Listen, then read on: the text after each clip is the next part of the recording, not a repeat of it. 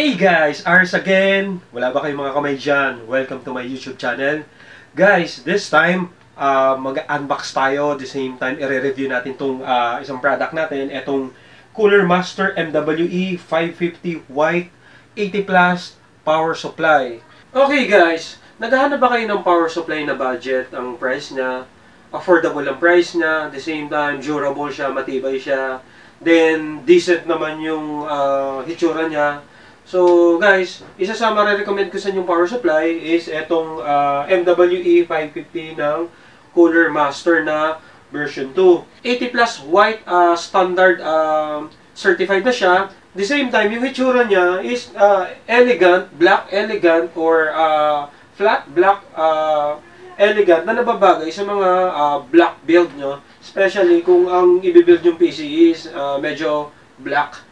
So, ito yung isa sa marirecommend ko sa inyo, itong MWE na 550 watts, 230 volts, 80 plus certified by Cooler Master. Guys, marami sa akin nagtatanong or nag-a-ask ng help kasi nga, ang gamit kasi nilang power supply is yung generic power supply. May mga power supply kasi na generic na included na mismo sa casing na pag binili nyo, generic yung casing nyo, around 1,000 to 1,500 na ang power supply niya is generic. So, mostly bumibigay yun. At the same time, pag nagkataon pa nga, yung parts nyo, yung mga sensitive components ng computer nyo na-apektuhan dahil nga dun sa power supply. So, ang recommend ko sa inyo guys, huwag kayong magtipid ng power supply. Especially kung yung mga component nyo is medyo sophisticated. At the same time, medyo nasa mid na build. So, huwag kayong magtitipid ng power supply. So, the same time, yung power supply din, hindi natin kailangang i-overload kasi meron din siyang maximum wattage. Basically nga, si Cooler Master meron siyang calculator kung saan pwede nyo i-compute yung kung ilang wattage na power supply ang suitable dun sa build nyo. With regards naman dito sa MWE 550, so typically, Ryzen, Athlon, and Intel system, pwede nyo nang gamitin to dahil nga 550 watts siya, 80 plus certified siya. At the same time, kung meron kayong GPU na, for example, GTX 1050 Ti or higher pa, GTX 1650 or 1660 Super, capable naman dito. Or kung sa region naman kayo, RX 570, 580 or yung RX 5500 XT nila, na kayang-kaya ng i-handle ng power supply natin na 550 na MWE. With regards naman dun sa protection ng power supply nyo, yung iba kasi gumagamit ng AVR. Yung AVR kasi ngayon, yung mga typical na AVR na lumalabas, yung mga mumurahin, so madaling masira. So minsan nakakasira pa siya ng power supply. Recommended din naman gumamit ng AVR, basta yung AVR niya, yung mga heavy duty rin na AVR. Plus, kung meron siyang surge protector, much better. At the same time, pwede rin kayong gumamit ng mga extension wire or extension outlet na may mga surge protector para maprotektahan nyo rin yung power supply natin. At the same time, may mga gumagamit din ng UPS para protected din yung power supply natin. So, yun yung mga options nyo para ma-protect natin yung system nyo, especially itong power supply natin. So, without further ado guys, i-unbox natin itong power supply natin by Cooler Master. At the same time, check natin kung ano yung mga component inside, yung looks na, kung ano yung bago dito sa version 2 sa pagbabalik ng video.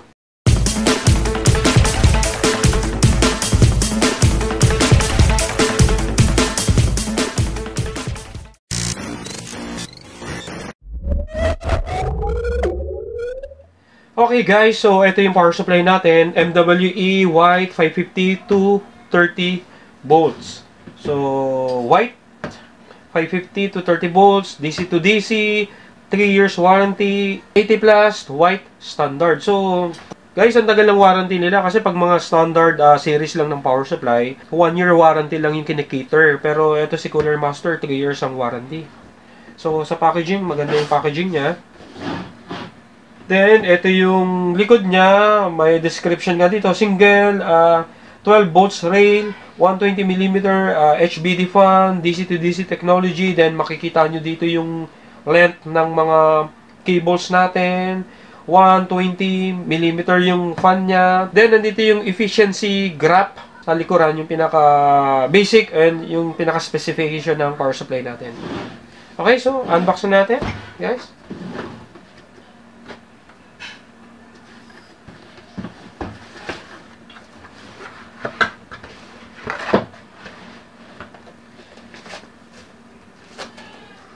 So, ito yung user guide, guys. Dito sa variant ng MWE white, so, meron siyang 400, 450, 500, 550 watts, 600, 650, 700, and 750 watts ang mga variant ng wattage ng MWE white power supply ni Cooler Master. So, nandito yan sa user's guide natin. At the same time, meron siyang included na power cord, guys. Yung power cord niya, kung makikita nyo talagang thick siya. So, matibay siya. So, heavy duty yung power cord niya. Hindi katulad ng mga nabibiling generic na power cord sa labas or yung mga included na power cord ng generic power supply. Talagang madaling masira. So, madalas akong nagpapalit nun or nasusunugan ako ng power cord pa lang dahil nga hindi siya quality. Unlike ng kasama na to, heavy duty yung power supply niya. At the same time, meron pa siyang earth ground or chassis ground. Ayan, nakabubble na kape yung power supply natin. Labas ko lang. Also, may kasama siyang screw for mounting to casing. 4 screw. Okay guys, so ito yung power supply.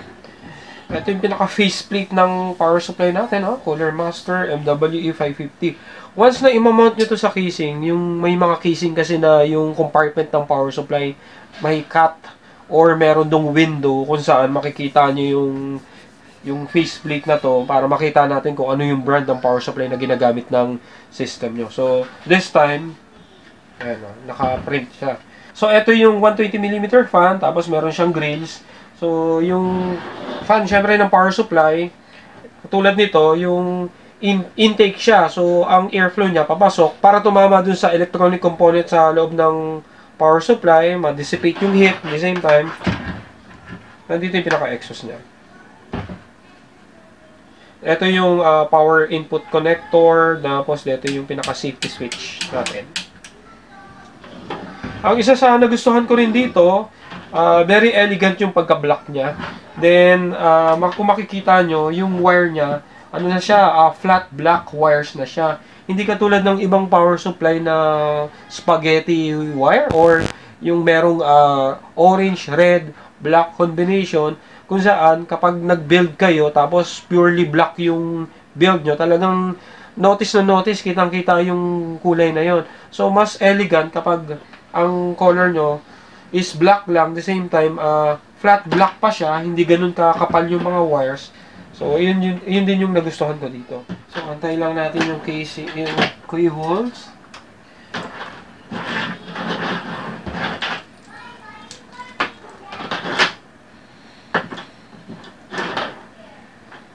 Ito yung 24 pins no, connector to motherboard. Then, meron kayong para dun sa CPU power.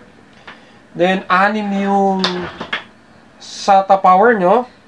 Then, check natin kung ilan yung Molex. 1, 2. So, 2 yung Molex nyo para sa mga peripherals. Tapos, 6 yung SATA connector.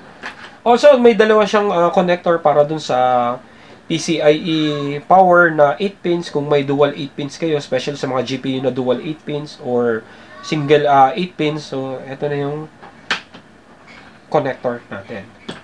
So far, bagay ito sa build natin. After kasi nito, meron tayong build na Ryzen 3 3200, tapos lalagyan natin ng RX 570. So ito yung power supply na gagamitin natin for that build. Recently nga kanina na mention ko sa inyo, kapag ang build nyo is typically na Ryzen 3, Ryzen 5, Ryzen 7, so or Intel system, so possible tong 550 watts ng MWE series ng Cooler Master. Especially kung ang gagamitin yung GPU sa build nyo is GTX 1050 Ti, 1030, GTX 1650, 1650 Ti or Super, or kung sa region nga is yung RX 570, RX 580, RX 5500 XT, possible tong power supply nyo. Sufficient na to. Wag lang yung RTX 2070, 2080 pataas. So, syempre, nagre-requires na kayo doon ng mas higher na wattage ng power supply natin. Pag heavy duty power supply talaga, medyo mabigat talaga. Then yung wires niya, yun, flat black wires. So, hindi ganun kakapal. So, kung lalo na yung mga casing nyo, yung likod, pag mag-route kayo ng mga wires, medyo medyo konti lang yung clearance niya dun sa likod. So, eto talagang maitatago nyo siya kasi nga flat siya. So, hindi siya nagre-record ng ganun kalaking space. So, ito yan guys. Cooler Master MWE 550 watts 230 volts na 80 plus white standard certified. So, testing naman natin yung fan airflow niya. Testing natin yung noise ng fan niya.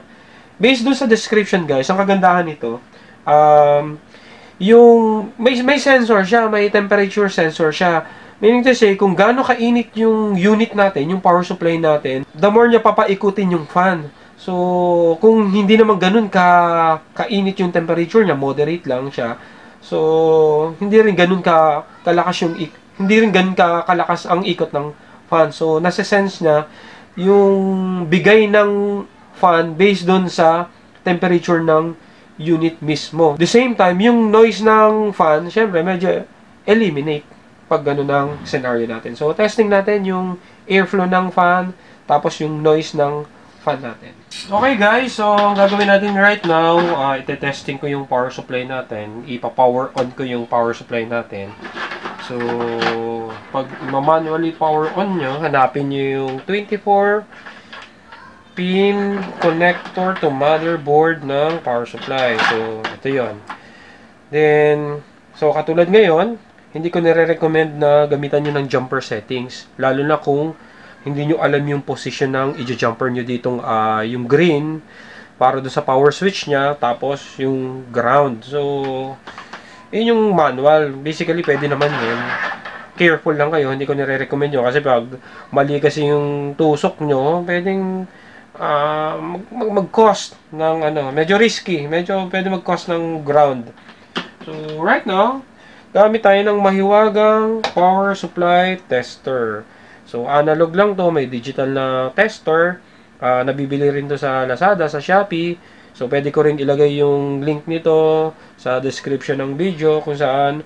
Very useful to, lalo na pag computer technician kayo. Just because, before kayo mag-troubleshoot, kailangan nyo munang i-test yung power supply. Hindi lang sa ikot ng fan. May mga na-encounter ako guys. Pinaikot ko lang yung fan. Sabi ko, good na yung power supply. Yung pala, defective yung power supply. May mga voltahe na hindi na nag-work. So, meaning to say, so dito kasi sa tester natin, makikita nyo yung 12 volts, 5 volts, 3.3 volts kung working siya dahil dito sa power supply nito. Kaya ito, very useful sa akin tong power supply tester natin. So, ang gagawin ko guys, so, kunin ko lang yung 24 pin connector, tapos i-connect ko doon sa tester ko. So, hindi pa naka-plug yung yung power cord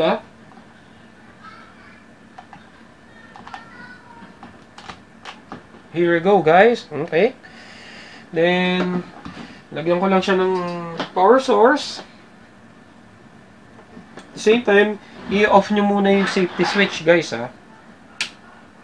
safety switch ng power supply natin.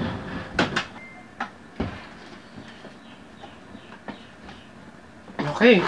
Then, isa pang tip guys, di ba may provided siya na power cord na mention ko sa inyo kanina nga. Ito yung recommended ko na gamitin dahil heavy duty power cord to. Unlike dun sa mga nabibiling replacement lang, generic, or yung mga kasama ng mga generic power supply.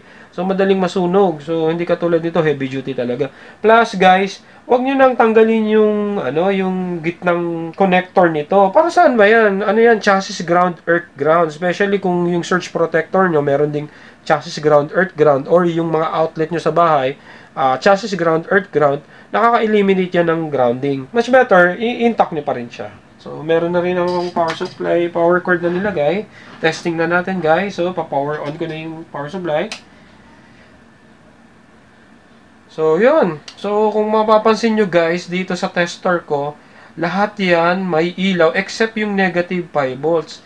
Kasi yung negative 5 volts, kapag ang power supply nyo 80 lang, 80 yung mga previous power supply yun. Since na 80x yung power supply natin ngayon, so wala siyang negative 5 volts, kaya hindi siya umiilaw, guys. So, 80x na yan. So, kaya walang ilaw yung negative 5 volts, guys. So, yun, guys. Na-mention ko sa inyo kanina a while ago, may sensor yung unit natin. Kung mainit na yung temperature ng unit, so, the more niya na paiikutin yung fan niya. Parang smart fan to, So, the more niya paiikutin yung fan, based dun sa nasa-sense ng init ng unit natin. Yun guys, so kita nyo, working yung power supply natin. So guys, nasa sa inyo ngayon kung paano nyo poprotektahan din yung power supply nyo. May mga tips nga ako sa inyo na binigay. Gamit kayo ng heavy duty AVR, gamit kayo ng extension wire na may surge protector, also UPS na may surge protector, gamit din kayo ng power cord na heavy duty. So yun yung mga tip ko sa inyo. Tapos huwag nyo palang tatanggalin din yung ground. Okay, yung earth ground, chassis ground. So, yun din yung mga tip ko sa inyo para maprotektahan nyo rin yung power supply natin. Kasi kahit na gano'n katibay yung power supply, tapos hindi nyo kinoconsider yung mga ganung bagay, masisira at masisira. Kahit na anong brand ng power supply, nasisira kapag improper talaga yung usage nyo. Okay, sa Cooler Master sa website niya, pwede nyo i-access dun yung applications niya na power supply calculator, kung saan i-compute nyo yung loading nyo. Kasi nga, hindi porket 550 is syempre may limitation din. So hindi porket mataas yung wattage ng power supply nyo, heavy duty yung power supply nyo, branded yung power supply nyo, hindi siya masisira kapag niloadan nyo ng maraming accessories, maraming RGB lights na sumobra na siya dun sa wattage, tumaas na yung ampere na kinoconsume ng unit nyo. Syempre i-consider nyo rin yun sa power supply nyo. So, kaya nga, i-compute nyo muna once na gagamit kayo ng calculator. Generally, typically, Intel system na i5, i7, or i9, so, possible dito sa 550 watts. Then nga, yung mga GPU na na-mention ko sa inyo a while ago nga, GTX 1050 Ti, 1650, 1660, possible dito sa power supply na to. Radeon RX 570, 580, RX 55XT, possible dito sa 550 watts na power supply natin. Guys, maraming salamat sa inyo. Maraming salamat sa suporta. So, please like, share, and subscribe lang sa channel ko. Maraming salamat Cooler Master Philippines, kay Sir Joseph, para dito sa Cooler Master product natin. Like nyo rin yung Cooler Master community page nila. So, lalagay ko yung link dito sa description sa baba. Also, yung pinaka-main website ng Cooler Master. Maraming salamat. Bye, guys! Cooler Master! Make it yours!